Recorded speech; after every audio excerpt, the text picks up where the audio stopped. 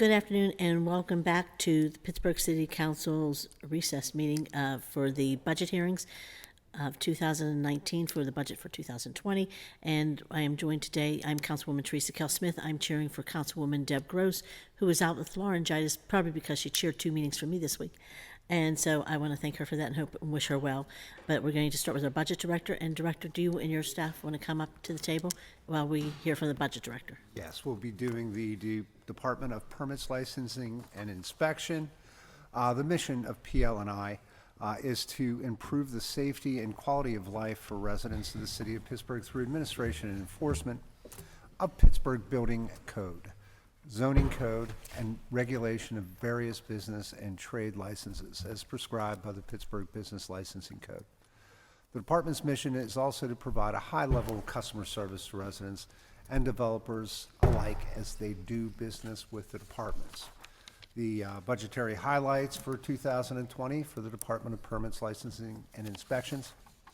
The total budget will be $6,787,000.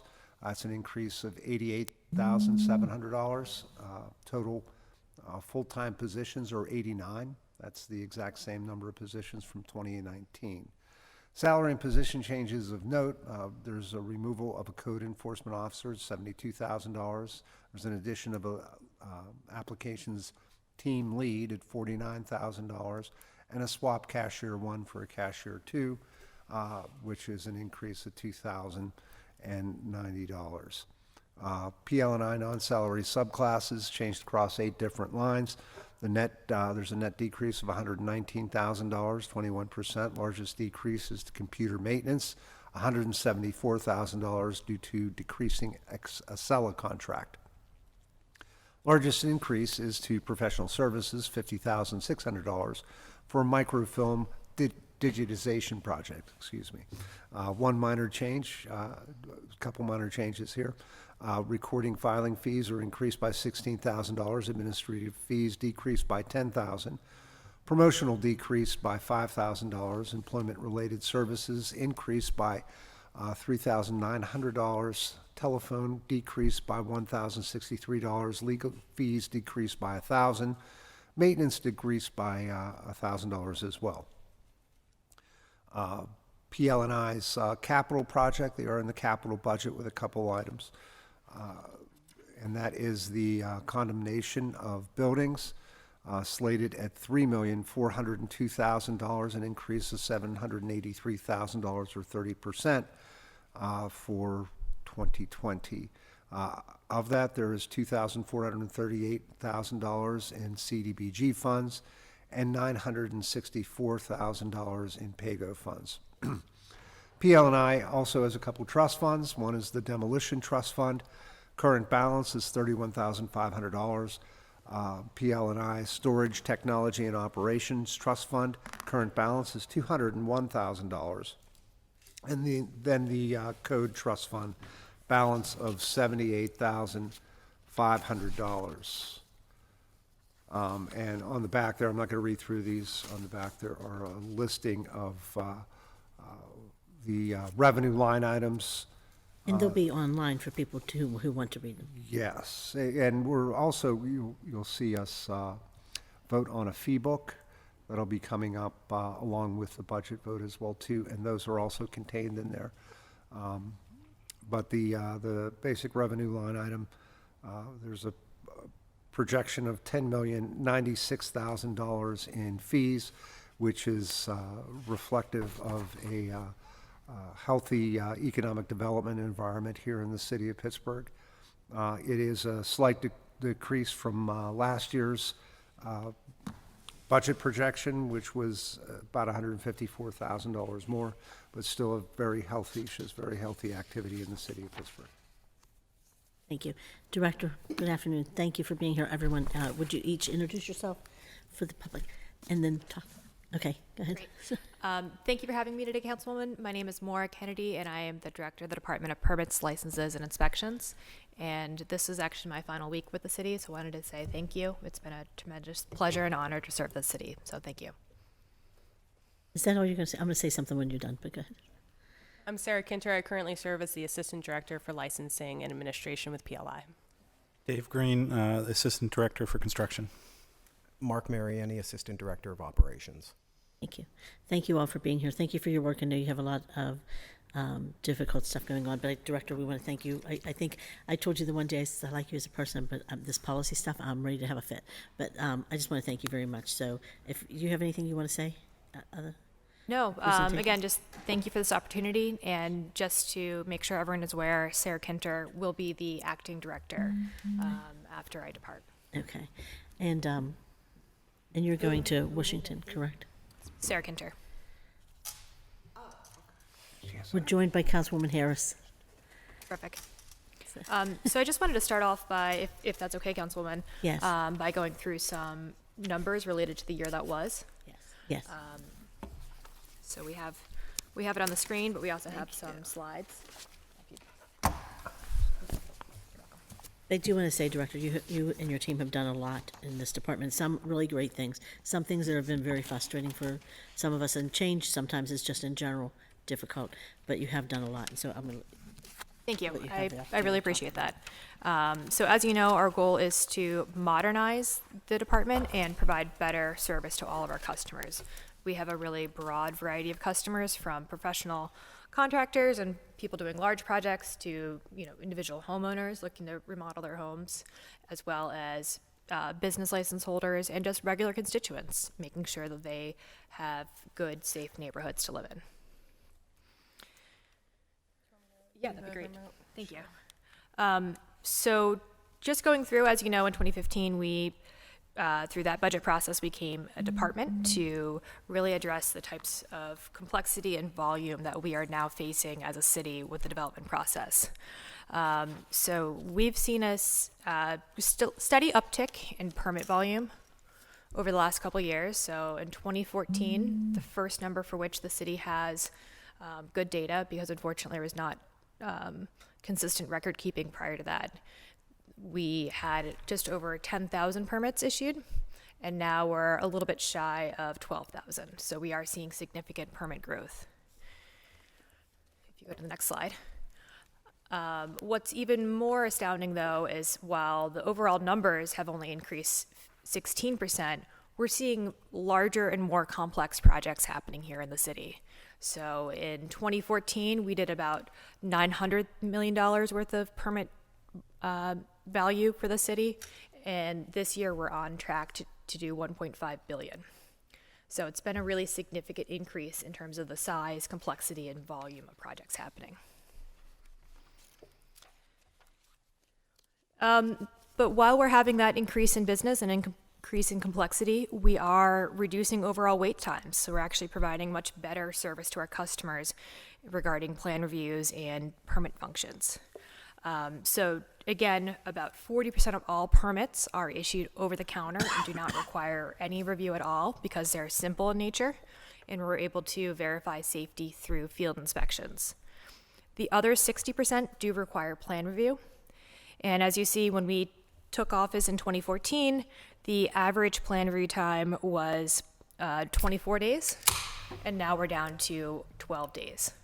We have a little bit of uptick this year because we had some staffing shifts in that unit, as well as we went online with permitting, which caused a slight delay. Again, we're have more than 100% improvement in times. And we also want to make sure we're providing reliable service. So not only are we on time more overall, we're also very consistent with that. Last year, we had more than 99% of our plan reviews done within our service level agreements.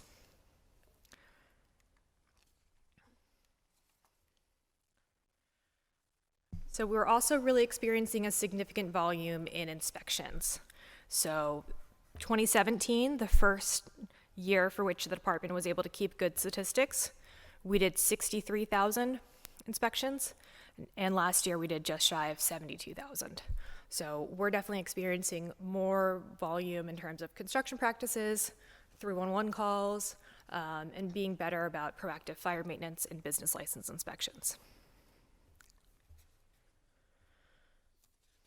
So for 2019 licensing, I'll ask my colleague, Deputy Director Kinter, to talk about our licensing numbers, and she also last year led a significant improvement and rewriting of the code for the first time in many years to streamline this process overall. Thank you. So you'll see that for the license types that are related to the permits that we issue at PLI, we have issued almost 3,000 permit-related licenses. And then for our business licenses, about 1,300, with a total of a little over 4,000 in 2019. You'll also see a chart here regarding the difference in our trade license contractors. So in 2019, we introduced the fire suppression trade license. It's a brand new license in the code. And we have 35 of those registered within the city. And there was a very minor decrease in the electrical trade and a little bit of an increase in our HVAC trade license holders in the city of Pittsburgh. Last year, we instituted continuing education credits and requirements in our rules and regulations, as well as our code, with the assistance of City Council in passing that. And all of those license holders that are listed here have adhered to those requirements. And one thing to note on this, when we rewrote the business licensing and trade licensing last year, we consolidated similar licenses. So previously, one business owner might have to get multiple types of licenses for basically one function. So we thought that was redundant. We thought that was onerous on the business owner. So we've consolidated those similar license types into a single license. So it's still the same types of business activity happening, but it's much more streamlined for our customers. So that's why there's a bit of a number shift. What are they now? The ones that you put together. Sure. Yeah, sure. So there was secondhand dealers, junk dealers, antique dealers, which are all essentially license types that require an e-check review. The police do a review on those license types, so we merge those together so it's one license type. And in addition, if you had several signs on a parcel, for example, you would have multiple sign licenses. We've merged that so that a customer only has to apply once per year for the number of signs that they have on a parcel. Hey, We're also joined by Councilman Anthony Calco and Councilwoman Darlene Harris.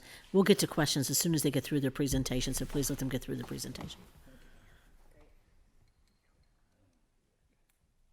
So again, we have streamlined the department overall to group like tasks within the department and cross-train all disciplines. So with roughly the same number of staffers over time, we've been able to absorb a significantly greater volume of work while delivering better customer service and faster wait times for our customers.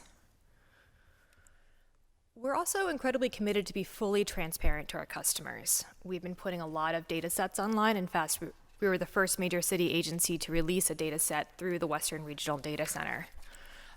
So we went online last year with the certificate of occupancy search tool, where every single certificate of occupancy was scanned and put online and accessible to all citizens. We now have the permit and license application guide. So again, trying to take the guesswork and some of the confusion out of applying for licenses. We want all of our customers to be very clear on what's required for each license, inspection, and review type. Again, we want to have a high degree of compliance. We're not looking to play gotcha. We're not looking to make the process more onerous for its own sake. Also, we're doing online guidance through the OneStopPGH website. We have YouTube videos up there. We have monthly community forums, and we now have customer surveys to better solicit feedback. And we also publish all of our permits pending review in a queue. So customers can see in real time how many permits are pending review, what their exact deadline is for review, and where they are through that process. And we have all of our condemned buildings available online, both in an Excel spreadsheet, which customers are able to download, and through our map on Building Eye, as well as every single code enforcement violation that we write, again, in real time.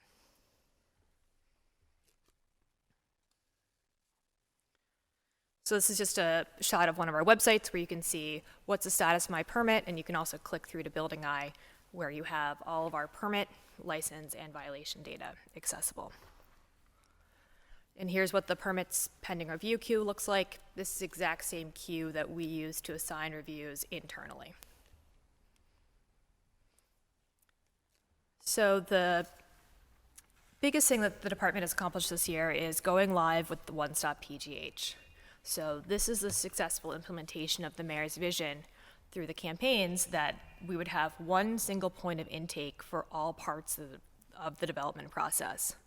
So in December of last year, we went live with licensing, where we had online business licensing for trades, businesses, and vendors. And in May of this year, we went live with the combined one-stop counter, where we consolidated all DCP and PLI intake functions. So instead of having to send customers to 2 different places or talk to multiple sets of people for requirements, they would have a single point of access for that and a single point online to see all of their information and apply for all the permits that they needed. Want to look through that? No worries. So customers have been very supportive of this. The permits, as I said, went live in mid-June for online permitting, and we already have more than 37% of all applications being submitted online. So we're having a really significant adoption rate. Last month, this broke 50%. Similar is true for the ZDR, which is the zoning submissions, and then we're a little bit higher for business licensing submissions, where we're at 39%. Something that we're very proud of is that over 30% of all transactions through the one-stop counter happen outside of our normal business times. So customers are able to access our services on nights and weekends when it serves them best, instead of having to take a day off from work, come down to the city to access them. And then we're also very excited to see that residential customers are actually really taking to our product. We actually have a little bit higher adoption rate for residential customers and residential permit holders than we did for commercial. So we were originally anticipating it would be the flip. So we're happy to see the residential customers are adapting online.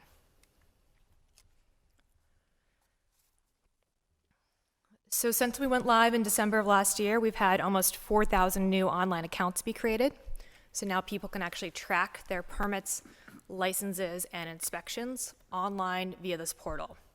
So you can see your plan review records, you can pay for your permits and licenses, you can print your permits and licenses out through that, and you can also request an inspection for either a business license or a permit online.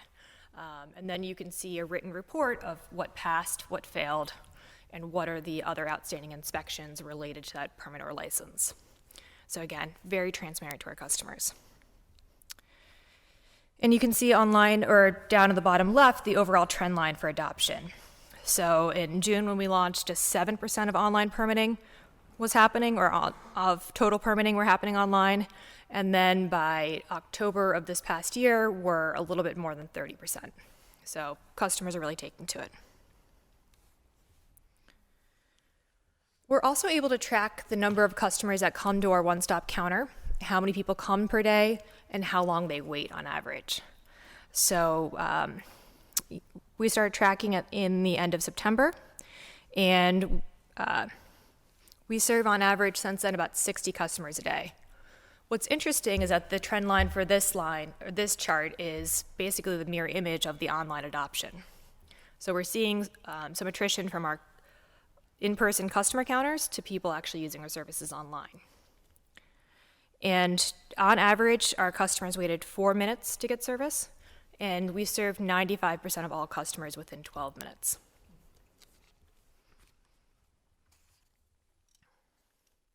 One of our most popular tools, which I've mentioned previously, is Building Eye. You can see every single action that PLI takes on a permit, license, or violation the very next day. You can also sign up for email alerts if you're interested in issues in your district, or if you're trying to manage a construction project, so you can make sure that your subs and other people are applying for permits in a timely manner.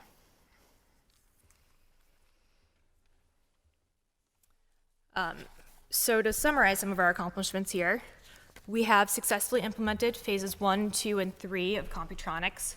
Phase 4 of that program, which will include PLI violations as well as DOMI violations, DOMI permits and licenses, and the fire department permits and licenses, are all slated to go online in March of next year.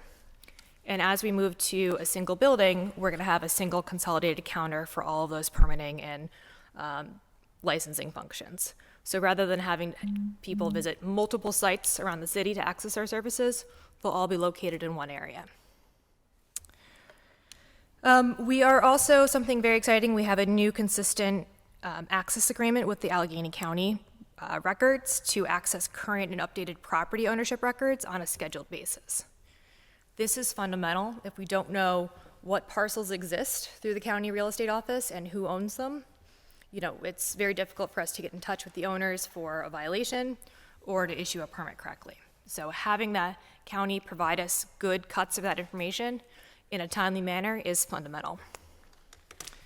We're also continuing to scan tens of thousands of documents. We're fully online with all of our digital licensing records, and we are scanning lots of back permitting records, and we are slowly starting to make some of these data sets public as we complete them. And we are integrating the new building eye system with our new permitting and licensing database. So again, Building Eye is fully integrated into CX, and you can see in real time what we're doing as a department. We're also, as you know, integrated the new queuing system, so we can track customer service at the counter. We can see what types of issues are coming to visit us in person for, how long individual customers wait, and again, get a better sense of who our customers are so we can do a better sense of meeting them there. We're also looking to provide additional technical and soft skill training to staff to provide management, leadership, and customer service skills. And we are looking to provide some CEU services in-house for some of our trade license holders. Right now, we accept third-party providers through the ICC or State Department of Labor and Industry, but we're looking to add some capacity in-house for that service as well. And we're still looking to keep improving. So we are still training staff on new code changes. The state just updated to the 2015 I-codes as of earlier this year. And we are looking to grow our management and customer service workforce in that way. We implemented the new licensing and regulation rules, and we're currently drafting rules regarding the permitting process. So that should be coming online soon. We're also proactively inspecting all of our high-risk occupancy for fire code violations and regularly re-inspecting all condemned properties. So we're doing even more cool stuff, or the department will be doing even more cool stuff next year. So now that we have a much better handle on our data and our processes through Computronics, the new online permitting and licensing software, we now have greater capacity to audit, both for plan review and inspections. So now we have good procedures, we're operating at scale with the timeliness, and we have the ability and staffing complement to really make sure we're providing an excellent customer experience each time. We're also continuously working to improve our website and make sure that all of our customers have the ability to access all of the documents that they need. And we're publishing all of our checklists. We have all of our plan review checklists online right now, and we're going to be publishing all of our inspection checklists later this year. We're looking to keep educating the public on the One-Stop PGH search tools and other things that are happening online. We had 2 very successful community forums last month, and we're looking to continue that more regularly. Beyond that, we're looking to keep closing out old permit records. We inherited tens of thousands of open, uninspected permits when we took office in 2014. So we've been slowly working through that backlog, and in the next 6 to 8 months, we hope to be fully caught up and working on more recent permit records with more clear documents. And then, again, as we keep staffing up into the new year, we're looking to further improve review times and inspection times for all permit and license types. And then finally, we are looking to keep growing. As I said, we're going to be launching phase 4 of Computronics in the spring. So that will include all of our code enforcement violations, as well as the other remaining permitting and licensing types for the city. This will be huge for our customers, so they'll have one single point where they can track where all of their licenses are, all of their permits are, all at once, rather than having to visit multiple locations or communicate via multiple ways with reviewers and applicants. We should also be moving into the 412 Boulevard of the Allies location. And this will be really exciting for the city because we'll, again, be able to have a larger, more robust one-stop PGH site where we can, again, have a more robust service counter with consolidated services for all of our developmental processes internal to the city. And we can also provide locations for other county and other agencies that have roles in the development process, such as PWSA and ACHD, where they can also be co-located to provide access to customers. And then beyond that, we're going to continue our scanning of records. We're hoping by the time we move into the new 412 Boulevard of the Allies, that we'll have very minimal paper records to move, and we'll be mostly online by that point. We're looking to make better sense of our geospatial data so we can have better, understand better relationships between code enforcement issues and other concerns that are happening in communities and work proactively with community groups to address them. And we're working with PWSA and other agencies to improve stormwater management functions. That's obviously a big concern in many communities, particularly around landslides and some other issues. So we're hoping to address that through an MOU. And again, we're looking to focus on more proactively putting blighted and vacant properties back into productive use by, again, partnering with communities, better coordinating and consolidating our resources, and prioritizing properties of greatest concern. So, thank you. I'm happy to answer any questions. Well, Director, I said, let's get this over before Councilwoman Harris comes out, so we won't be here that long. That was long, but it was really Sure. shows the magnitude of all the work that you've been doing there, so, and all of you. So, thank you for sharing that. Thank you. I don't know, Councilman Colkill, do you have questions? Is that okay with you? Yes. Okay, good. Either one of you. Okay, Somebody starting. First, congratulations, Mara. Thank you. I know, I'm sure you're looking forward to your new position and warmer weather as well, right? A little bit, yeah. Right, yeah, it's nice this time of year, especially. Right. So, the online, DC? You going to DC? Yeah, it's a little warmer there. a little bit. It's not A Florida. little bit further south, yeah. So the online applications, I'm all for that, because I think the biggest nightmare is somebody to come down here to, get a permit, first find parking, the time, the money, the aggravation with every permit, not pointing at your department necessarily. I just think it's across the board in probably every major city. It just seems like it's it's not an easy department. I know you're dealing with contractors, you're dealing with people who are City council people. city council people, you're dealing with people who, are very impatient. They want to get a job started. They want to get moving on it. So I guess I wanted to begin with three things in particular. Now, remember the signs? We were having people readjust or square footage of the signs. So I just want to give you my perspective of that, Mark. Sure. To me, I guess it seems like, I feel like your department kind of said, okay, 1 month we'll target the signs. What was that? What was that? What's the official, It's a business license, it's a sign certification. Got it. So we are looking to be more proactive and inspect on all of our business license Right. functions. So as we now have this new capacity as of 3 years ago, we have been, it's always been part of the code, and we've been frankly inconsistent as a department fulfilling that. So we would sometimes, but not others. And we believe we should do that all the time. We should be very uniform in our actions. So as of 3 years ago, we started uniform business license inspections where it's required in the code, such as it is in sign certifications. So just really one of my first months in office, that when you started to do that, Yeah. I must have got 30 calls, and people who had signs in their business and their proprietorship that have been there for 50, 60 years. 80 years. A long time, right. Long established businesses, and I guess the new capacity you have might be part of my problem, because when you set out and do those things, I get the calls, and they come directly to me.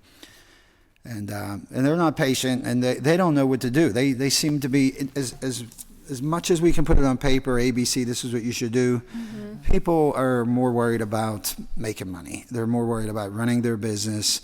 they're willing, I think, to cut you a check for whatever you want to make sure the signs are up to code. But, we went through at least 4 or 5 businesses where they were to take it down, and it was a square inches, and it's an expense to them. It was, Harassment. no, it's the new capacity that they found. I'll stop short of harassment, but, so that was really the first experience I had, with your department. And, like I said, my phone was ringing off the hook, and for good reason. And I tried to help them out and trying to find out through my office as to what the steps are, where can we go to get the answers.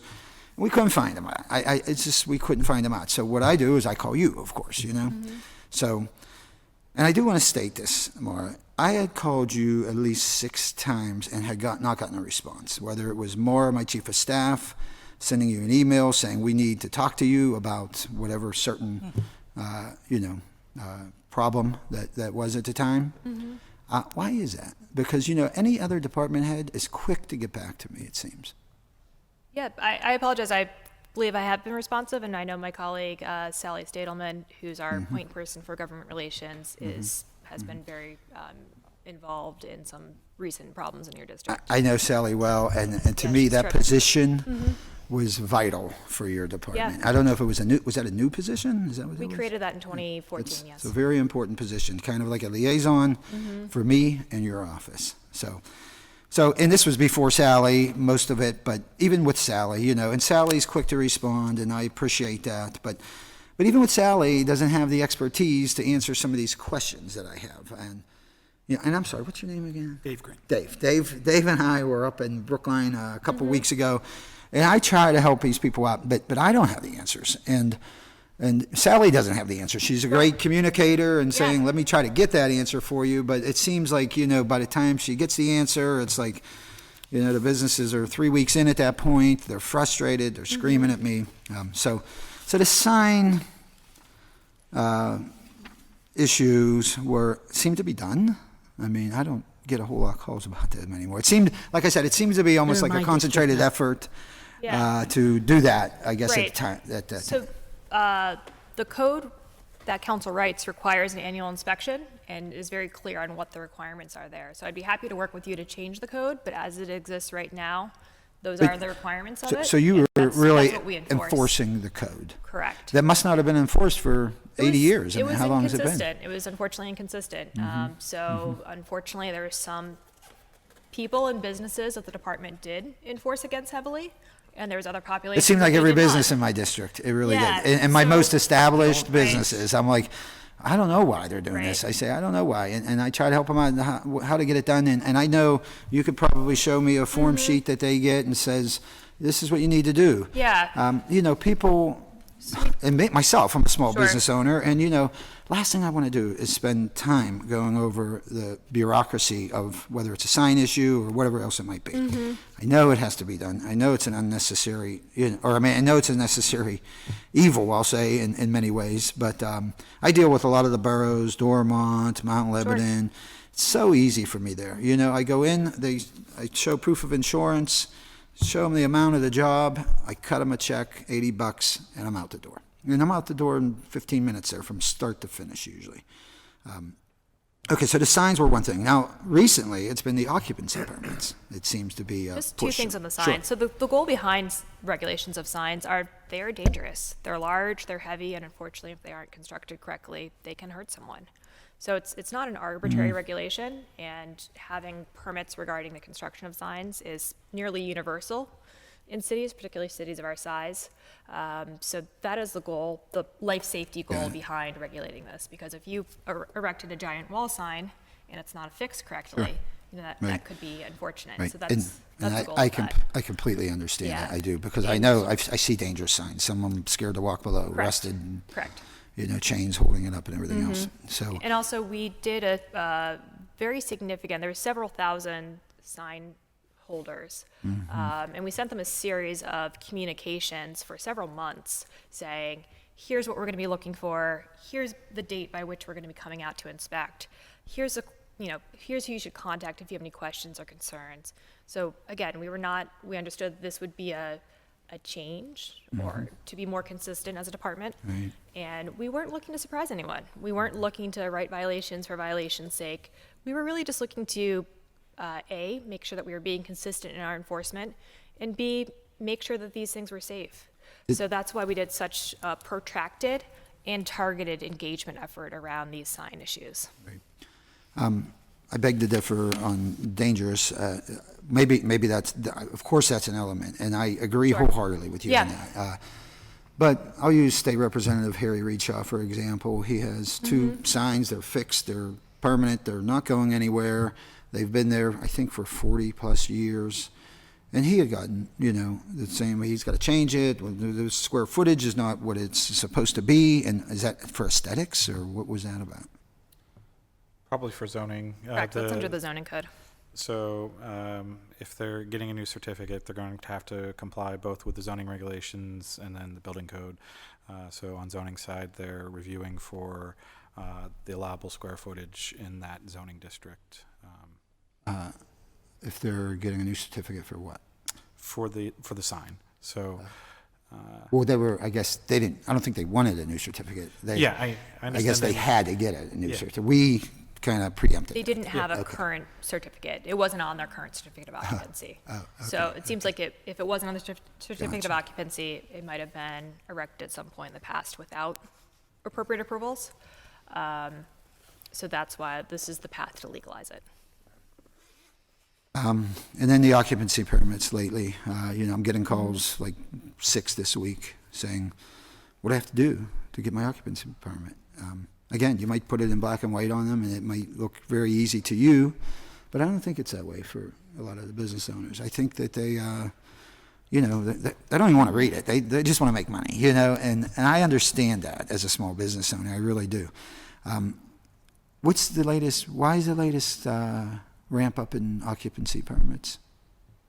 We're not doing any targeted proactive Oh, is that right? inspection around occupancy permits. Really? So if you have any anecdotal cases that you'd like to talk about, I'd be happy to Yeah. research So them there's not been individually. a certain push for occupancy permits or to make sure every business has their occupancy permit lately?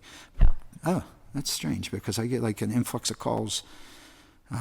Okay, so that's been going on steady, not any more activity lately as it was a year ago. We don't have any programmatic inspections to inspect every business for an occupancy permit, and per the building code, not every structure requires an occupancy permit. Okay. So depending on what the use is there, or when the structure is built, it could well be an uncertified structure, and that would be okay. Got it. I guess, and here's the problem for me. Here's the problem. They call my office. They expect me to help, one way or another. Sure. I don't know. I mean, I don't know. I don't have the time, and my Maura doesn't have time either Sure. to read over it and say this is exactly and walk them through it. And I've told Sally, and Sally's been great. I love having somebody I can respond to, and she can go to the necessary people that I need to get the answers with.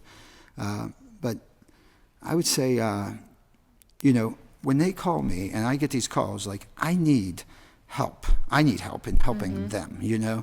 And when I go for that help, I feel like you don't have as much as good things as you're doing with the online and everything. I feel like you lack in that department. As to, I always say, and I think I've told Sally this, I said, please talk to these business owners. I said, walk them through like they're 2 years old and say, here's what we need you to do. I mean, I almost need a PR person, I feel like, on the ground for you, like Sally, but even above Sally, when Bill come out, it was great because, we could answer questions and look at things. And I know you don't have the resources to do that in every case, but when I can't get answers for them, I need somebody to get the answers for them because, as we know, recently the building inspector, one of your building inspectors had shut down a business on Brookline Boulevard, a business that's been there for 20 plus years. They're established. Everybody uses them. I had to wear dirty clothes to dry cleaners. I had to wear dirty clothes here for about 2 weeks waiting on them to open up. And you know what? There were reasons that they needed to be cited and, reasons that needed to be looked at. Okay. There were some violations, as we all saw, I had gotten responses not only from the owners of that building, but the building inspector they felt, and they're frustrated too, so I understand. It goes both ways, they felt they were quick to shut them down, you know, and almost happy to do so, okay? Whereas I need our building inspectors to be, hey, last thing we want to do is shut you down, you know, and try to work with them and try to work it out. So I had the owner of the dry cleaners on the phone, and we were talking, and she said, they're here to shut me down right now. And I said, please put the building inspector on the phone for me. He was there, and I'm not going to use any names. It's irrelevant. So the building inspector then said, I can't talk to him, is what he said. I heard him. So what is the policy there? We don't have a uniform policy. That was a bit of a singular situation. Just to give you a sense of scale, we've shut down 3 businesses ever in my 6 years Really? here. So it's only in extreme cases of life safety. So there's unfortunately some issues at this structure that posed real risk, not only to the occupants of that building, as well as, you know, there's a senior living center next door. So there could be real life safety concerns here. So we cited some significant life safety issues. We obviously, it's not to anyone's benefit to cite the building owner or to shut them down. That's not the goal. It's to improve the life safety issues. So we had a whole series of meetings with the owner. Myself personally attended, as well as others here at this table. And then we did I know, I followed every little step of that every way. Yeah, but that's, like I said, a real anomalous action, and that's because there was such an imminent danger at the structure. So once the owner worked to resolve the imminently dangerous portions of the issue, we were able to let them resume operating, and there still are violations on that structure, but they just aren't of a life safety critical nature. So we were able to let them keep operating while they resolve those other outstanding issues. So I would like the policy to be, if you have an inspector in a building and he's shutting down a business in my district, and I say, please, can I talk to him? I'm trying to find out the particulars, because they didn't know. They were kind of confused and just upset, you know, and I'm just trying to get some answers for them. And it undermines me, it undermines you, and it undermines the city of Pittsburgh when he says, I can't talk to the city councilman who represents you, you know. So I was disgusted on that. So we're happy to talk with you or meet with anyone, but it was in the midst of the inspection, so it just wasn't the best timing. So we were happy to, I know that we had multiple meetings with your staff and others later that day and in the following days, but just while we were mid-process, it wasn't the best timing. I agree from what you're reporting that it seems like that wasn't communicated in the most respectful or polite manner, but that was a reason behind why we couldn't stop sort of mid-action to take that call, so I apologize. That's okay, you know, and I understand. I'm not completely blaming the inspector on this either, because I know that the business owner there, they were not the easiest people to get along with either, especially when you're trying to shut them down, rightfully so. You know, their main interest is, hey, we need to stay open, we need to make money, otherwise, so that whole case, gosh, I'm so glad you came up, you know, and I know we got the imminent danger taken care of, and I know they're still working through electrical engineer and trying to do what they need to do, but at least now they're not losing money. In all, I think it was 3 weeks they were shut down. I mean, it devastates a small business. If I take my trucks and my guys off the streets for 3 weeks, I'm like, you know, it's very, very, very devastating to my business, to me paying my bills and feeding my family and everything. So I hope that the next time an inspector is in one of my buildings and has reason, not to say they don't have reason, to shut them down, first of all, they will call me or talk to me, especially if I'm trying to call them, you know? So I can help ease things between the business owner and the city of Pittsburgh, you know? So, yes, I was very disturbed by that. You know, I need communication all the time, you know, and I do it all the time with whether it's Mike Gable, you know, Janet, whomever, and all are very responsive to me. And I called you right after that, and you didn't get back to me. And I'm like, what is going on? I thought, Unfortunately, I had a family medical event. Oh, I'm for the next sorry. several No, days. I didn't get that message. That's why Sally was on that. So. Oh, did you tell me that directly? I didn't know. It was a private matter. Okay. So that's why Sally was calling. I didn't get that message, so I apologize. Obviously, family is first. So, and I'm glad you have Sally in place. But again, I fear this occupancy permit. I thought it was a new trend. I thought it was like the signs, you know, when the signs was a targeted thing, though. That was kind of right. I mean, that wasn't consistently random. Enforcing city council's Okay, law. I guess maybe it was the start when you ramped up to do that. And I think 60, 50, Can I 60. suggest that maybe we work on the code? Sure, and that seems like a great I resolution. know you're leaving, but maybe we could work with. Absolutely. Right. Okay, so I just hope that we have good communication going forward as to, whatever the issue is, whether it's somebody trying to get a permit for a deck or whatever it might be. Okay, I said all I need to say about that. Your revenue is how much per year? How much you bring in? Do you have 7 that? million? I think it's about 7 million is the last That I sounds saw. right. I think Okay, 7.5, 8, somewhere around there. right. I can, here, my glasses are over here. Sorry. Okay, 6.6, thank okay. you. And Oh, terrific. the cost of operations is That's our budget. roughly, what's the cost of operations? It was 14 million last year, and what is it gonna be this year projected? Any? Sorry, our revenue for this year is 10.2. Oh, 10.2, that's not as bad. I thought it was 14. So you're operating in a negative $3 or $4 million every year. Correct. Do you think the permits and license could possibly be profitable at some point? Meaning where you're on the plus side rather than negative side? So currently we take in $10.2 million of revenue and we're budgeted 6.6. Right.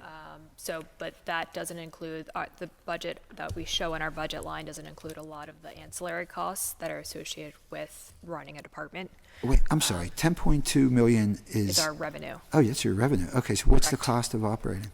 Our direct budget line is 6.6, 6.7. Oh, so you do work in a positive. Right, I answer. will So say you that bring there more money are- in than you're spending. So there's fringe benefits that are associated with the costs of running PLI that are not directly shown in our budget line. So it does, we do some functions that we don't charge customers for, so we probably, Sure. we can only per state law charge for functions that we do permits or licenses. So- Some types of code enforcement inspections and programmatic inspections. Free. Those would not be something that we'd have a permit or license associated with, so we wouldn't have a charge to customers for that, no. How many employees? Yeah, We have 89 total. 89, huh? Yes, you're one of the bigger departments, I would say, right? How many inspectors do you have? 55. 55. You probably use more, is that right? We do. Yeah.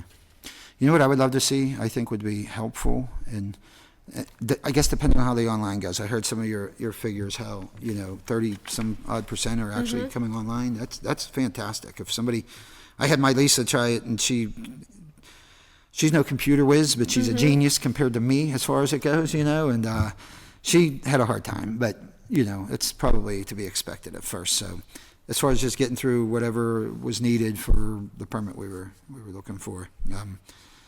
We have a series of YouTube videos walking customers through Yeah, right. steps. That's so- what we need. We need like a little cartoon or something. Yeah, for we actually people. have a YouTube channel, so you can Right. see, Okay, yeah, that's- how to get a permit. So that's a Right, good right, tool that right, our customers are using. Right. So I don't want to sound, Mara, and I know that, we've had all these issues that have come up. I don't want to sound critical of you. I think I know that the mayor's office, they're very happy with what you've done. I know you're kind of bringing us into the 21st century here, and all these things, this online thing, I'm excited about it. I really am. For people to be able to sit at home, like you said, at Absolutely. midnight, Yeah. and do that paperwork, On a especially Sunday a small morning. business owner, Yeah, that agreed. is invaluable, I can tell you. Absolutely. Time is money when you're operating a small business more than anything. So that's really good to hear. So I just want you to know, it's never critical of you personally. It was never, but I think it's just the nature of the game, because being your job and your jobs are kind of to inspect that, and you see wiring that's bad, and you have to do what you have to do. And I understand that. I just ask to be more sensitive, more engaging with me, so I could kind of walk them through whatever it might be. But when I have a hard time getting answers myself, I'm like, a couple times I'm just like throwing my hands up. I'm like, I don't know what to tell you, So they try and they try, but at any rate, again, it's because of the business you're in, I think, is why most of my problems from the departments come from PLI, because people are calling me screaming. But whether it's a landslide that they think that they're going to have to go bankrupt and sell their house for, that was on Pioneer Avenue. Remember that one? They're terrible events, yeah. Landslides are terrible. Yeah. So, I mean, the biggest headaches have come from that. And again, it's the nature of it, because you are to enforce these things. If it's a rickety sign that's rusting, yes, that I am not against that, but I am just want everybody to be ultra sensitive when it comes to, shutting somebody's livelihood down. Sure. That is so important to me Yeah. going forward, One last thing is, this guy is a friend of mine. Sure. He lives in Brookline. He's a constituent, not a friend. But he was working out in Oakland, and he tells me he was doing a job for $400. It was 2 outlets and 2 lights. His permit was $477. So his permit fees, went way above what his actual, cost was. When I get a permit for Brookline or for Dormont or one of the boroughs, it's a percentage, it's simple, okay, if it's $7,000, it's $65, or whatever it might be. How is that this, has to charge, so he has to charge a customer, he bids on the job, says it's going to cost you $450 to put 2 lights and 2 switches in.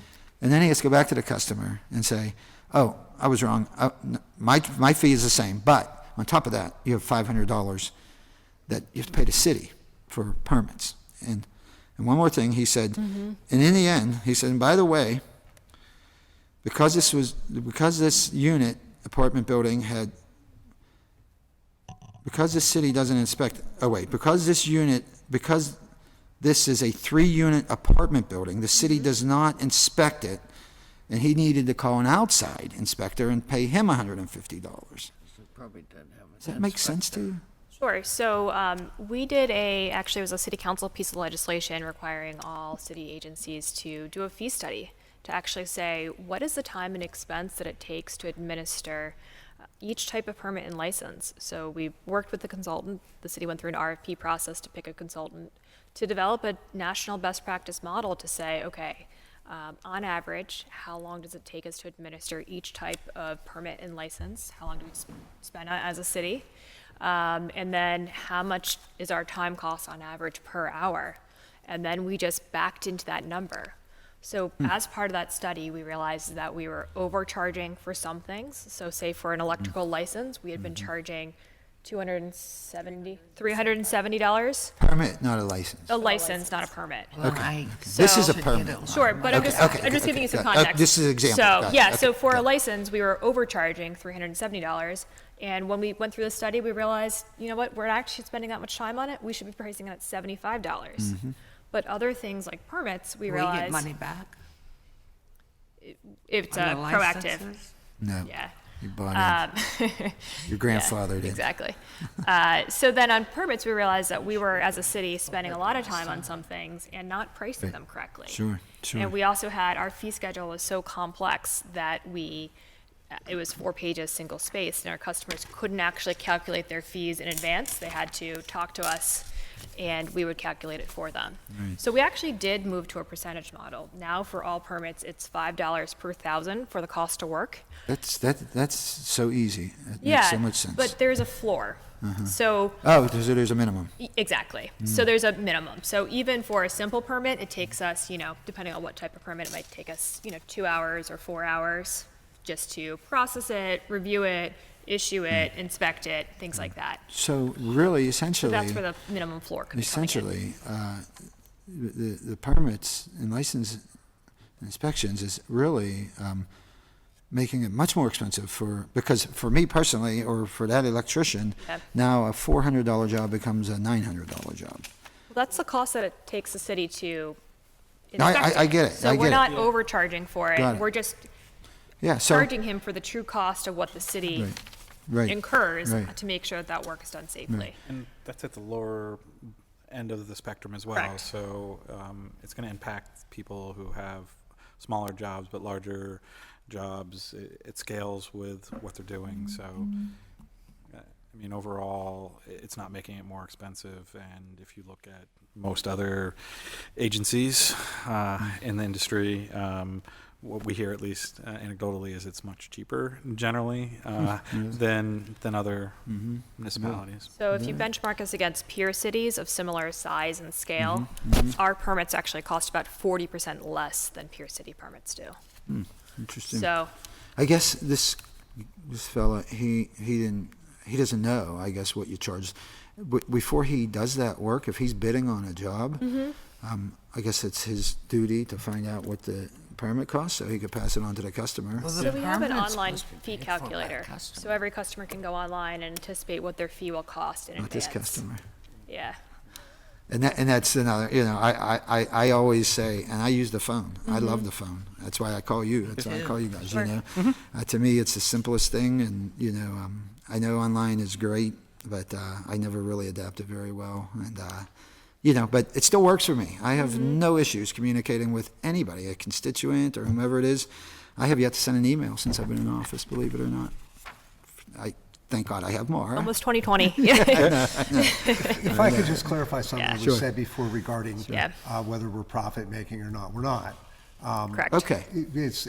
Remember. Per state some- law, we cannot be. Oh, is That's that right? that's Okay, correct. So okay. that's why we do a fee study. That's why Got we it. justify each and every penny that's there. That's why fees have gone up and down. I will say that part of what the PL&I does is also enforce planning.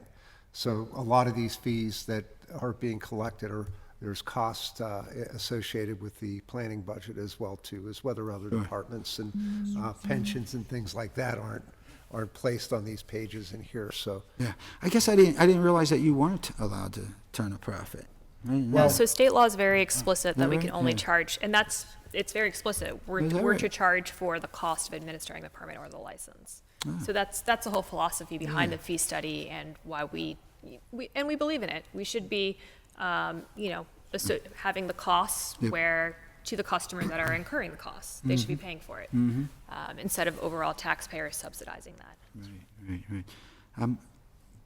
Can I ask you? This is unrelated to it's all related, but what dictates when you need a permit? So, say if I want to build just a little kind of, I want to say a porch without digging footers or anything, just a little kind of cover over a door that requires, I mean, I don't know. How do you know what you need a permit for? I guess. Sure. Well, this is state law that we enforce on the local Right. level. So the international building codes are adopted or written through a national group of best practice affiliates, and then the state of Pennsylvania adopts them on the state level, and then we are then empowered to enforce them locally. So it's state law that we enforce on a local level, and then I'll ask my colleague, Deputy Director Green, to talk and more I about guess particulars. more to the point, also recently in conjunction with going through Computronics and process improvements, we worked with the Department of City Planning to come up with a joint list of work in 3 populations, work that doesn't require a permit from either department. So things that such as sheds of a certain size, retaining walls under a certain height, fences, not fences, in that population. So it's very clear to people, if I do this, I can just do it. I don't need to see the city at all about it. And then another population where things that are regulated by the zoning code but aren't regulated by the building code, and then a list of things that are regulated by both. So it's on our website. We also have handouts at our counter, and we try to take those to community events. But it's pretty broad what does require it. Generally, it's finish work that doesn't, and beyond that, generally, the building code is going to require permits. So, but I'd point most people to that list, and So I guess the best practice is, if whatever I'm trying to build, is to check with you first and see if I need it. in that Whether list, I can do it. yeah. I can't do it online, but I can call you. Yeah, Can I call you? you can call, and we also We have also have a handouts. one-pager, so you can, a what? even better, we have a one-page handout, so you Oh, can yeah, take it back to your yeah. office Is that right? instead of So, even so having it'll to call say, us. what I need With a all permit the for phone and not what I don't? Yeah. Okay. The handout that I was talking about, Councilwoman, was that articulates those segments that my colleague was describing, what falls into what I category. know. So What if that's we your need question. is a new list with all the phone numbers of who we can get a hold of when we need. Sure, you can find the contact information for Well, all of I'd our like to inspectors on have one of those handouts. Can you give Yeah. me one of those? Absolutely. Yeah, Happy yeah. to. Because like for instance, I'm planning on building a little something, and I don't know. I mean, I don't know. I'm a contractor. What I need. it- I know roofing. I will say this. Some boroughs, And if you tell me it's state, then every borough, I guess, should enforce it, depending on this type of roofing that you're doing. But to me, I'm on the understanding of this. If I'm replacing somebody's roof in Mount Lebanon, I will use, okay? They don't enforce it. That what I do is typically is rip off the shingle and put new shingle on. Now, if I'm building a dormer or, altering the structure of the home, different. Then they require it. Yeah, I think part of the regulations in Pittsburgh are a little different. We had amendments to the codes when the state law went into effect, and then other portions that we were regulating prior to the adoption of that, and we've continued to do those. So there are certain populations of residential work in particular that other boroughs don't require a permit for, but we do. But most of those also fall in the category on our end where we're not looking for any documentation, and people can apply, get it same day if they have the appropriate license, and really we're looking to regulate via field inspection. So, and most of the time it's pretty simple, right? And if you're removing the roof, making sure the sheathing's right. Yeah, that's right. I use yeah. Dormont for an example because that's where I do most of my work, but yeah, it's real simple. I mean, they just come in, you're doing the same thing. I say yes, and what's the amount, and just make sure your insurance is updated. Bing bong, see you later. I'm in and out of there in 15 minutes, and it's no fuss, no muss, and that's the way any business owner likes it, of course, but it doesn't always work out that way. I know. And then, Now you can do that from the comfort of your home on a Saturday morning. Yeah. That, you know what, that may tempt me to get on that computer, I'll tell you what. and then if you or other people have questions, like particularly on residential end, I'd encourage them to come into the counter or give us a call. Typically, we can walk through and point out how it might be regulated, and so they can predict what they're doing. Great. So again, that's it really for me. I really appreciate. Good luck in your new position. Who's going to be the new director? Deputy Director Kinter. Are you? I'm sorry, what's your first name again? Sarah. Sarah, of course, Sarah. Yeah. Sarah, well, congratulations. Yeah, good. So you know what you're in for here then. But Sarah, going forward, like I said, I just want an open line of communication. If something comes up that I don't know the answer to, and I'd like to do this with this. This is the electrician that, because he's just like dumbfounded. He's like, why am I paying more for the permits than this guy is paying for the job? And I'd like to do with this, as I try to do with everything, and just turn it over to you and have somebody contact him, please, and give him an answer at least, and just say, sir, this is a minimum fee, explain to him, because he's, because I don't know, I didn't know until sitting here with you. So there's a minimum fee. He had to pay $400, and he had to pay more than the actual job. Doesn't seem right, no matter what it cost us, maybe there shouldn't. I'm not going to get into that. But anyway, can I give that to you? Sure. This is the homeowner. That's the letter he wrote for me. Everything is in there. Yep. And I'm just, When do you leave? Friday. yeah. Wow. So, and again, Mara, good luck to you.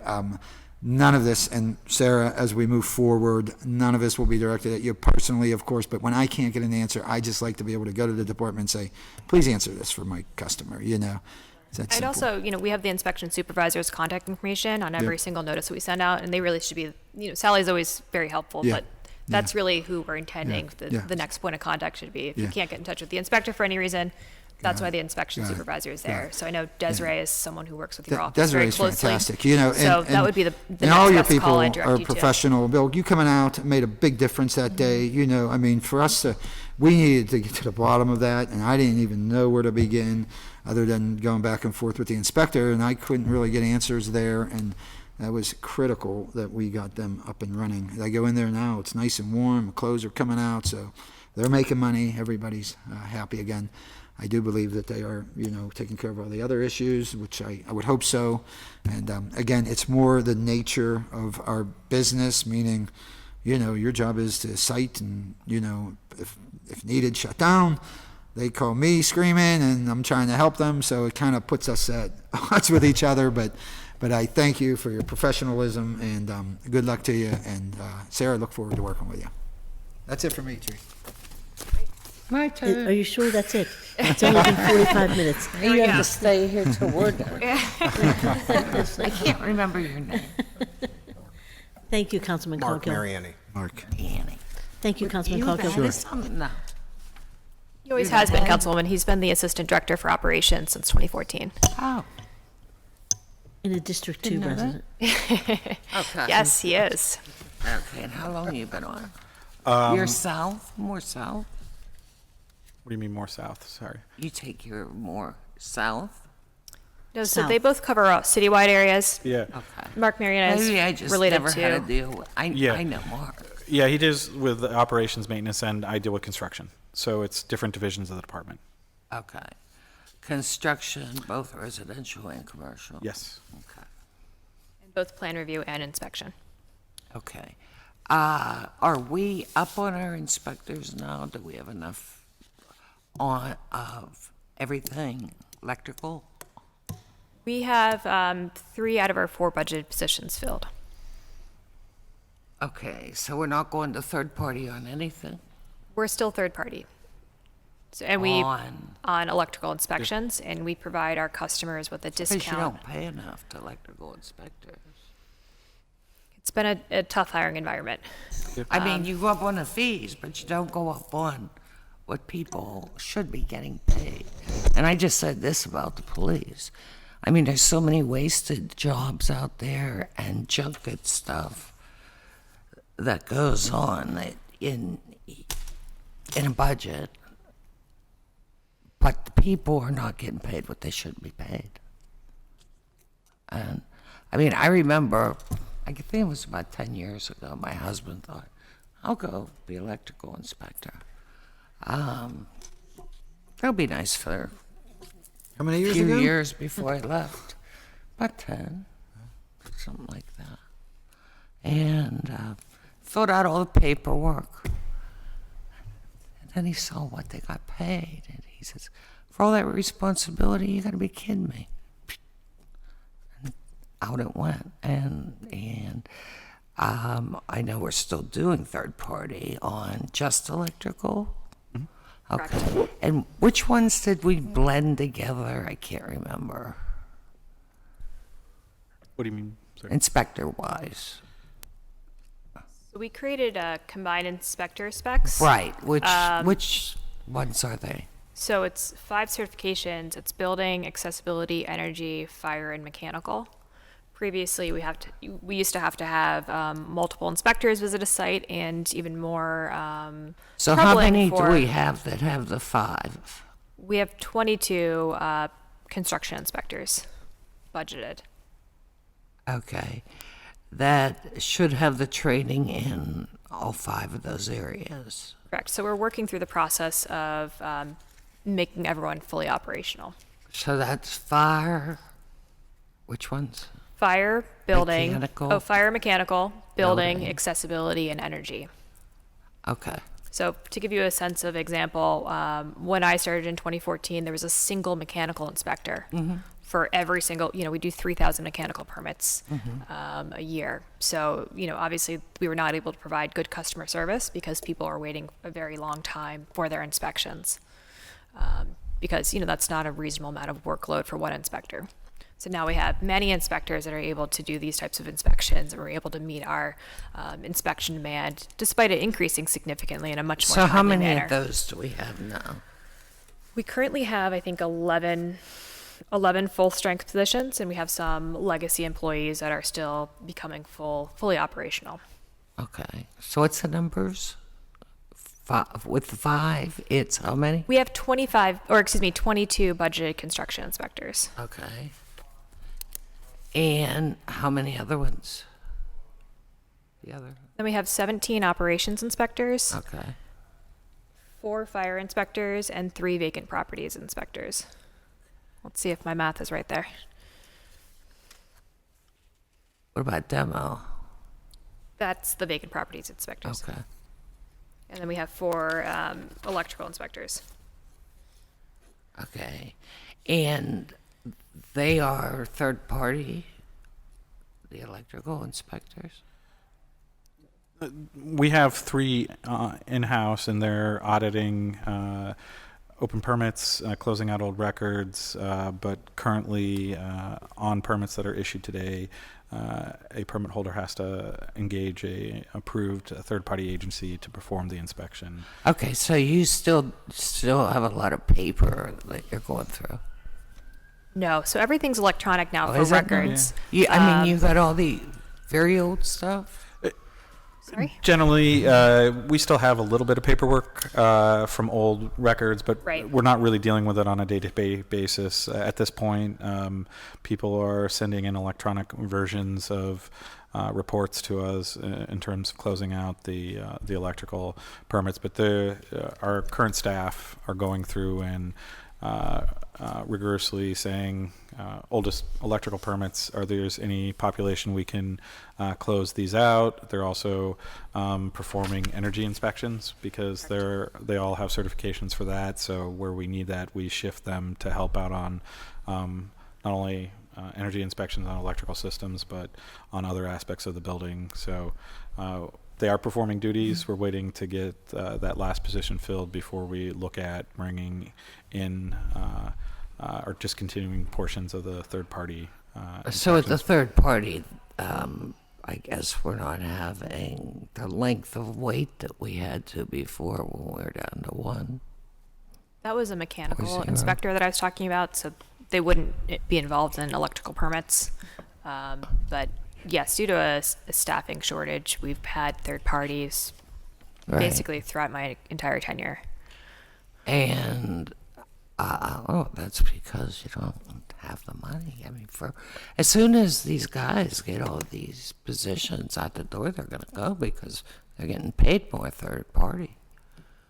Really. We are seeing good staff tenure. You know, while I recognize that some people can make more in other sectors, there's definitely positives to working for the city. It's less physically demanding. So, you know, we've been very successful in having people end their career as an inspector, you know, not having to go up on the ladder or crawl through the crawl spaces to do the work. Now you're just inspecting it. Well, you still got to inspect it. Correct, but it's less physically taxing of a role. And, you know, it's a very amenable and collegial place. We have great benefits, you know, especially for electricians. When you aren't working, you don't get paid. So, you know, for having a stable income for your family, this has been a good Still can job get for someone. unemployment when you're not working. Sure, I understand there's possibilities, but some people find this to be an attractive workplace for those reasons. That's why we have electrical inspectors. Huh? Can I jump in Go for 1 ahead. second? Okay. I knew he was going Well, to actually, do I this. chair the meeting, but go ahead. Okay, I'm sorry. Do you want to do it officially? You want to log me in? He's No, you know, I apologize. I have to go. So, you know. better but- not. Yeah. You better sit here. So I have to. We had to sit here for him, right? 45 minutes. I said to everybody. 45 minutes? I was no Councilman Harris comes 45 up, it's minutes. gonna be I was Yes, not you 40. Was were. I We 45 timed you. minutes? I was not 45 minutes. Might have been a while. Ask your question, and I'm Okay. going to hold you. So I here. just got You're a not going message. nowhere. This is not related to your department Sure. whatsoever, but I just got a message, which is convenient, Okay. from Darren Kelly, our Allegheny County Labor Council chairman, and he had told me that this is for you, Mara, to take to your new bosses. Amazon go. is planning to build a big facility in Non-union. Findlay Township. Yes, yes. Non-union. So please, I don't expect you to go in there and start trouble your first day. Non-union. But please let them know somehow, some way, directly or indirectly, that is a no-go here in Western Pennsylvania. You know, we do not like, especially the Labor Council, to see out-of-state workers coming in working for cheaper rates and taking that money back to Texas and wherever else they're from and spending it there. So I just wanted to add that note for the record, and thank you very much. And I'm going to add to that because I think we all just got the same tweet and some other things. It's just that we all share that I concern. guess I should be. We all share that concern, and Get I it out think of my that we're pocket, seeing huh? more and more projects even here in Pittsburgh, in the Pittsburgh, inner city Pittsburgh, that are Yep. not using the building trades and others. And so we just like to make sure that when some company that can afford it, like an Amazon, comes in, we definitely want to make sure that they're respecting the fact that the state of Pennsylvania, and especially this region, appreciates our workers. And so we hope that you'll share that message, but I'm sure that we're all going to share that message as well. So Wait till they realize your worth first, all right? And Rich was out there putting the shovel in the ground. Can you believe that? For a non-union, Okay, so this non-union company. Okay, let's get back to work. he actually thanked Rich Fitzgerald for his work on it, just so you know. They thanked him for being Darren there. Kelly thanked to- him for his work. For We're trying to putting the make- shovel in the we're Trying to ground. make sure that it was union. So, go ahead. But it's not. Well, I'm telling you what he just said on the tweet. Laura's gonna straighten that out. I didn't get one. Put it on my I'm not- list, I my don't. to-do list here. I don't tweet. Okay, folks, thanks again. Thank you, you. Councilman. Thank you. Okay. See you in a little bit. I see bed and breakfast here. That's what, in a negative? So we don't have, So the definition. I can't think of the name of the ones where people come in I think you're thinking of in. Airbnb, probably. Yes, I Okay, am. so a bed and breakfast is a really specific definition in the code. It is for an owner operator who's living in the unit and also providing accommodations in the unit. So much different from an Airbnb, which is considered a short-term rental, which is You're not saying regulated. that a bed and breakfast, they live it, somebody lives in it? The definition in the Correct. code of a bed and breakfast in our Pittsburgh City Code is an owner operator living in a unit and then providing a unit That's not for how I know accommodations. any bed and breakfast. That is how it's written in the code. Yeah. Oh, well, I guess you're not going to have any of those. So what about the Airbnbs? I don't see anything on here. I don't see. They are currently not regulated. That would be a city planning issue. My understanding is from a taxation issue that they are exposed to the hotel motel tax, which is levied by the county. So the county has some reach on them, but as far as being locally restricted on how they operate or where they operate, we currently do not have any of those kind of laws. I mean, it's weird because they should really be done.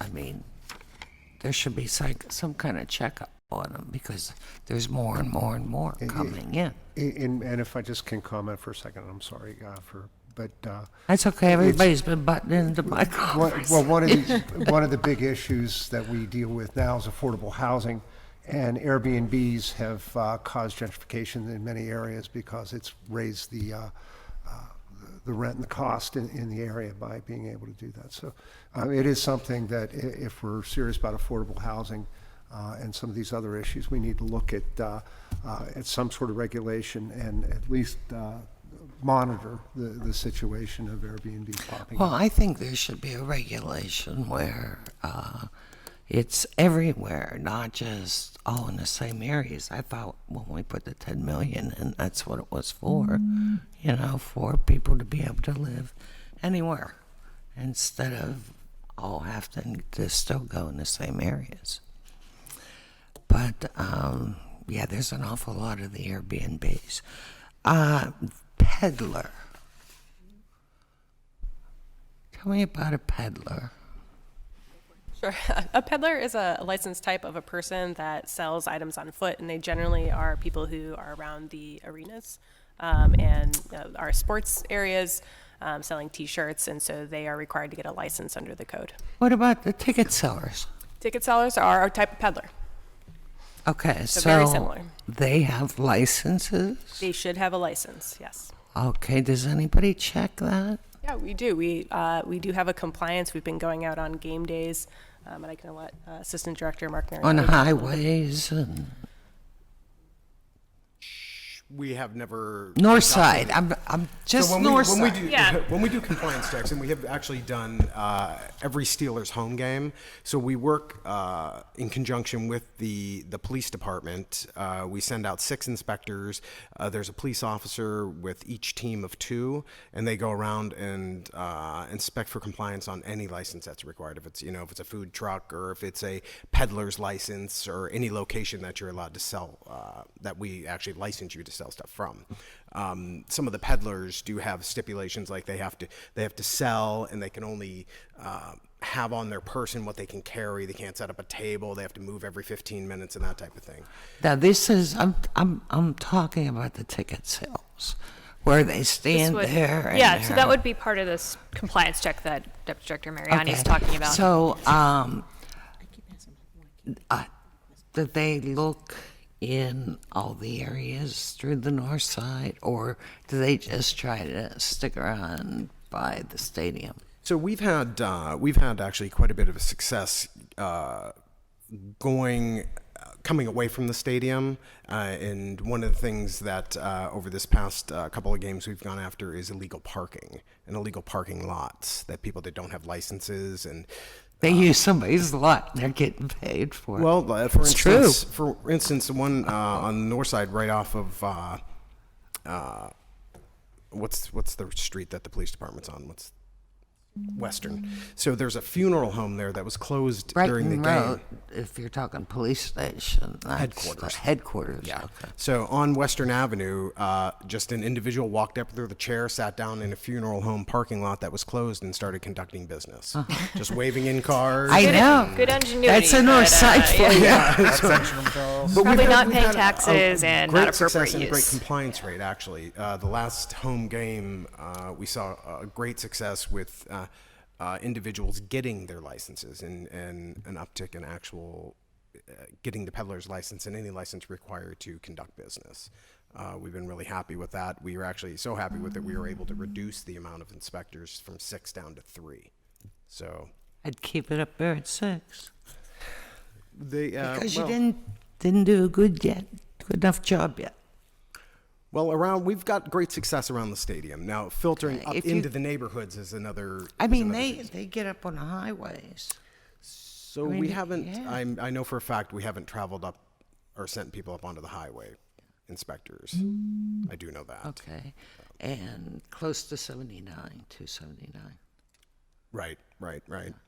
Those are some of the areas. I just wondered because when I seen peddler here, I know there's people that pay a lot for their licenses, whether they're, sitting, because some of them just want to sell some hot dogs, and other ones make more money, so. The other question I had, remove code enforcement officer. We're removing the code enforcement officer. Is that for the whole position or Yes, they've eliminated that position. totally? Correct. Okay. So is that somewhat in that 5 that you talked about? It wasn't an inspector. 5. That's That's- actually a legal position. That's an It's attorney. yeah. That so does code It's currently research for unfilled, us. and it's not an inspector role. No. Okay, but it's unfilled, but you removed it, so you don't need any more code inspectors? No, sorry. It's a code enforcement officer. It's not actually an inspector.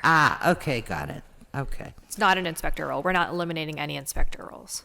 Okay, and your largest decrease is in computer maintenance. Correct. So the overall citywide Acela contract, that was our previous permitting and licensing software as a city, was housed on PLI's budget. That's not best practice, Okay, and going so forward, it's- all INP contracts are going to be held in INP's budget.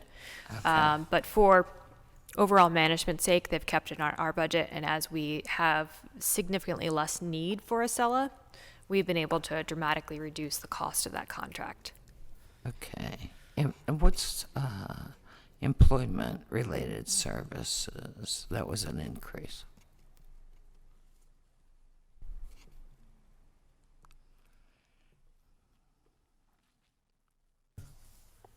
Can you tell me the Yeah, what's the number? numbers? Okay, right here.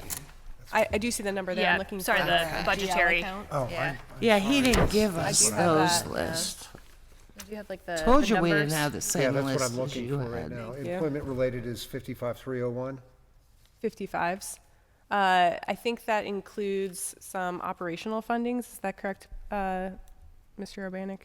Yeah, I believe Okay, so that would be for car washing, our desks that are inside the cars for inspectors to use so that they can work on their surfaces, and other sort of operational functions for inspectors out in the field. Okay. And first I want to say that I've never had a problem getting a hold of you. You've always called me back. Yeah, I unfortunately had a family emergency Okay. for the I brief period just of time. wanted to say that publicly. I had a out of office message up, but I think the councilman perhaps isn't getting emails. I don't, So, yeah. Yeah, I do take seriously responding to customers and council people. Okay. And Thank you for saying that. I would like the list that tells me whose cell phone number is whose, because it changed again on me. Sure. So I guess you're not going to be here by Friday. It's actually on the website, so we have our inspector. I like paper. So. We can send but you if the you're link gonna or send inter-office us mail one- it, but you can, the problem is with giving you a paper copy is that it does change. Someone retires, we hire a new person. So this is a way that you can just print it when you need it or look it up when you need it. Okay. Yeah, I'm like him. If I did that all day, I'd never get anything done. Sitting on a computer. Okay. How much did we spend on taking condemned buildings down last year? We exhausted all of our capital budget. I don't recall. I know I want to say last year it was right around 2.2, something to that effect. that is All my of these- It recollection. just didn't seem like anything was going down, and there's Yeah, some it's- pretty bad Throw the ones sheet out next to you, there. Councilwoman. Yes, absolutely. So The sheet. Director Kennedy and I, back Don't you? 4 years ago, did. restructured you have and it? brought the you have it? demolition thank you. contract, the city demolition contracts, kind of into the 21st century. We went around the country, found best practices, and put our pre-qualified demolition actual contract together along with the policies and practices and really brought it into the 21st century. The problem is it's kind of the funding with that. The city of That's something that should be funded. Absolutely. I'm not saying I like to tear everything down. I had No, three it's- buildings torn down while I was taking two developers and they were historic buildings, which Sure. a lot of one people of the weren't happy about. some of the issues that have changed over the past decade since I've been here, one, the asbestos protocol has changed, which had a Right. huge impact on the actual cost of raising a structure. It's in some cases tripled the cost of taking down a single-family residential home. That's if there's asbestos in. No, I now have to have an asbestos survey and abatement done on every structure, every single really? time. Outhouse, doghouse, single-family How home. much it does doesn't that cost? It depends. Usually, the survey for single-family homes anywhere between $300 to $600, but that's not the huge cost. The huge cost is abatement. Right. So over 400 square feet has to be removed and taken out. So when you look down and you But see every demo does not need abated. Unfortunately, that's not the health department's interpretation. Anytime we find asbestos, they require it to abate us in Right, every if you instance. find it. Correct. And it's very prevalent. yeah. Yeah, it's very common given the age of our structures here in Pittsburgh. So you mean the guys that have been out there demoing have been breathing in asbestos all that time? Up until the protocol changed, which is about 2 years ago. So we're talking about, I don't know if you're alluding to private sector demolitions, Councilwoman. That's a different. Residential. Sure, but there's different compliance standards for city-funded demolitions versus residential. So we'd have to get into more specifics. Well, if you I wanna know talk if we about had that. a cluster that we had to go and have, Correct.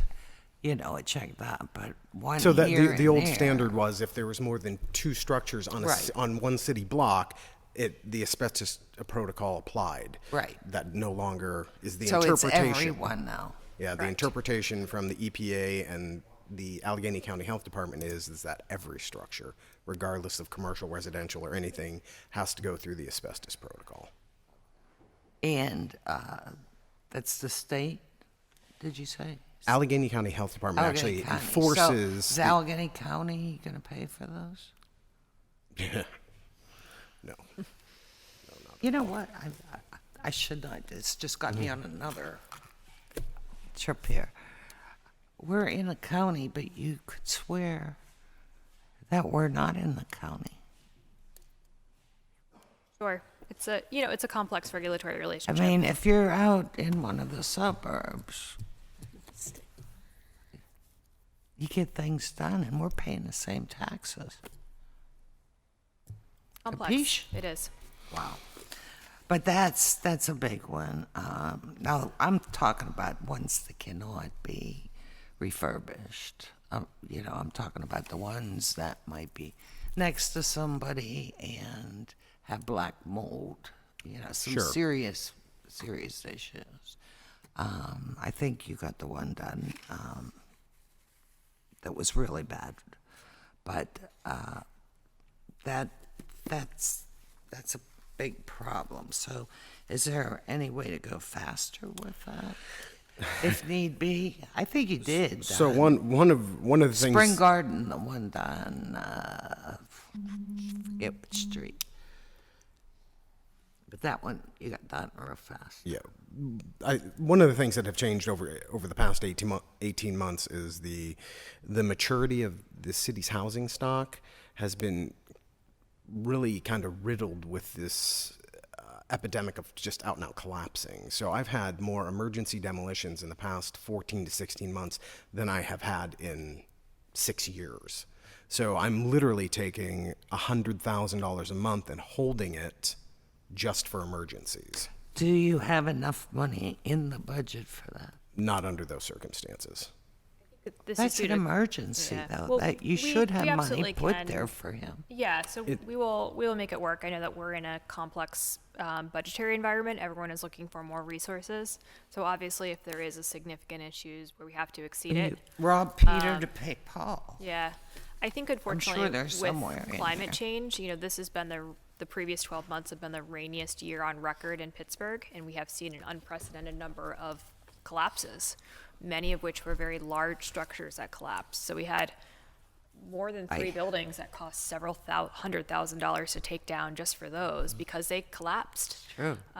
So it's been a really challenging climate over the last several years between landslides, which are also caused by climate change or exacerbated by I'll climate tell you what change. that is. That is putting highways through, and then from the grapevines and every vine that's there is getting on the trees, choking them out, and there's no trees left to hold those hillsides up.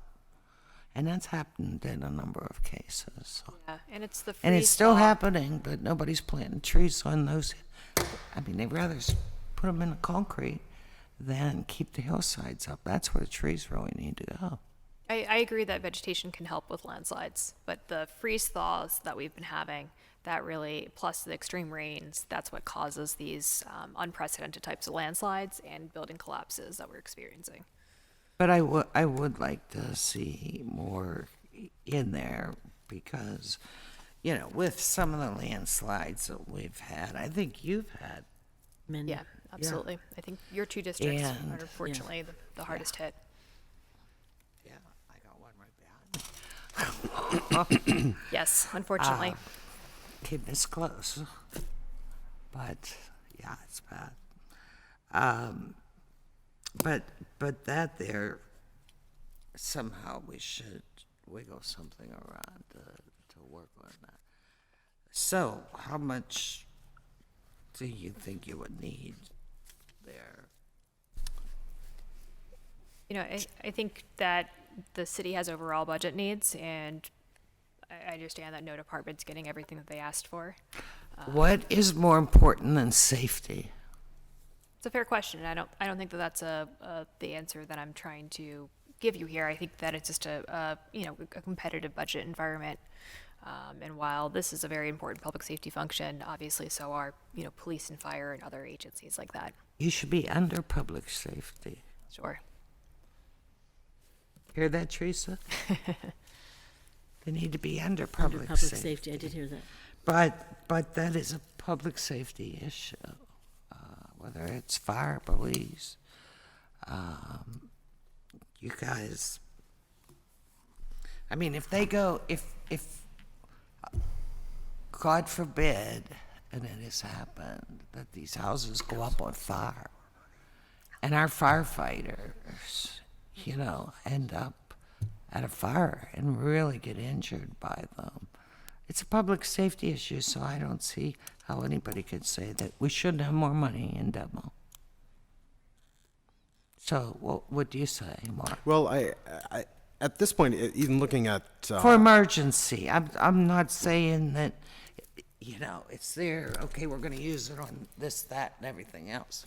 I'm talking about emergency sideline there. So even if I had more flexibility with the financing that I get, like CDBG funding is not the appropriate financing tool for Right. demolition. It simply isn't. So when I get somebody hand me $2 million in CDBG money and $800,000 in discretionary funds, I can't use CDBG money on emergencies. It takes extensive planning to use that money. I need more flexibility with the actual money that I get. So if I had Hear $3 that, million Bill? and I had Yes, flexibility I'm to use it, very much aware of that specific issue. Would I'm you also please aware look that into that? I will be glad to do that. And maybe you two can talk? I know that more than one member is interested in looking at an increase in the demolition line item. Well, I remember putting $1 million in just for the north side, sure, absolutely. and it all got spent. And then we have to think about what we're doing with the lots, but there's a lot of side yards, and people have gotten yards now. But there is, when you have, and I'm not saying the ones that people can fix up, I'm just talking about the public safety issues that are out there. He really needs to have that. He needs to be able to utilize that money before one of our public safety department people get hurt.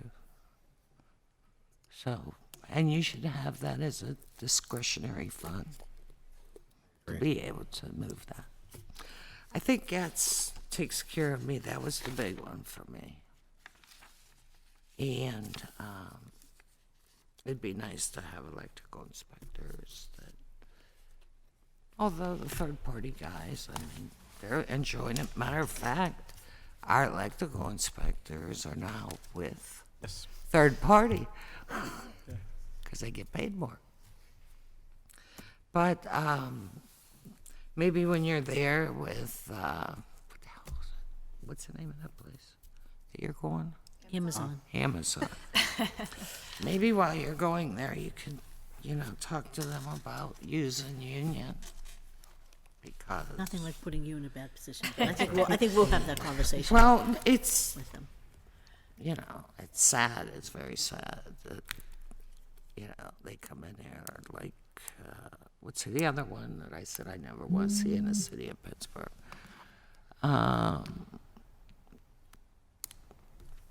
What is it called? They sell food and then they sell all kind of other things. Walmart. We don't have a Walmart, and I hope we never get a Walmart. And I hope some changes can come with that one. Okay, I'm done, Tracy. Oh, well, that's great, okay. I just want to say, I tease Councilwoman Harris all the time, but she is so committed to attending these meetings and comes prepared asking questions all the time, even though That's our job. Even though we kid around, I mean, I That's admire our how much she job. is prepared and how dedicated she is to these meetings. So thank you, Councilwoman. And, Well, thank you, too. You are dedicated to thank you. I think that we've asked you just about everything that there is to ask, and so I just want to thank you for your work. We did ask about the demo, and that's a concern, and I think hearing that you need a different pot of money, that might be something that we address during this budget, and then, or at least know that we have to address it. And as we talk about the hillsides, and development and the slope remediations, one of the things I think that I've asked the law department is to look into is if we could require developers to issue a bond if they're if they're going to develop on a hillside, whether it's not just for your property but the properties next to you that you put in jeopardy because of any type of development that you want to do. So I hope that, I don't know that they can prevent them from doing development on hillsides, because then if you do it for one area, you have to do it for all, and you might not want to stop or prevent some on some hillsides. Right. Right, but you want to definitely checked out stabilize and make sure you're not jeopardizing other neighbors. So I just want to say that part. But I want to thank you all for your work. I know that we give you a very hard time sometimes, but as you can see, there's a lot going on. But hearing that we can possibly make some amendments to the code regarding the signs, that's important to me. I think that that's some of the things that we can work on. I wish you were going to be here to do it with us, but since you're not, we'll make sure that we let you know what happens.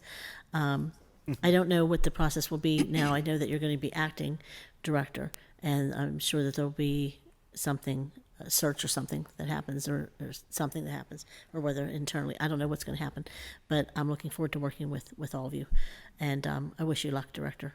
Thank you. And thank you Thank you. so It's much. been my I said pleasure a to million serve. times, I said, she's so nice. I said, I get so angry when something happens and my constituents go, but she's always been so nice to work, when she comes up and talks to us. So, and you always have been responsive to our office. Matter of fact, Kim in my office has said that. She always responds. your She always cell calls phone, back. She too. always answers or whatever. So I just want to thank you for that. Thank you. I I don't appreciate think that. that's going to be on. Thank you very Thank much. you. So this Thank you meeting all. is recessed and we'll continue. Let me see where my notes are. Yeah, I think I have yours. Monday. I don't know Monday's if I have open. yours. we continue on Monday, the 26th, with Okay. the authorities starting with the housing. Yeah, we spoke not too long ago. I thought can we just moved our do council meeting to BBI. Monday. Recess, Teresa. Okay. The 26th. Pardon me. me say something? The following meetings will be on Tuesday, the 26th, for the budget hearings. And that will be with the authorities, I believe, everybody but the URA. We will have the It's Housing housing, Authority, parking. Parking Authority, SEA, Sports and Exhibition Authority, in the morning, and then we'll have Pittsburgh Water and Sewer Authority at 1:30, which I'm sure will be fun with El Casan as well. And Public Works is next week too. But I also want to add that on Monday, we'll have our regular council meetings because due to the Thanksgiving holiday, we've moved them. Both meetings on Monday, regular meeting at 10 and our standing committee meetings at 1:30. So we will resume again next week. So I'm going to make a motion. Can I have a motion to recess? Can I have a motion to recess? So moved and second. Meeting's recessed.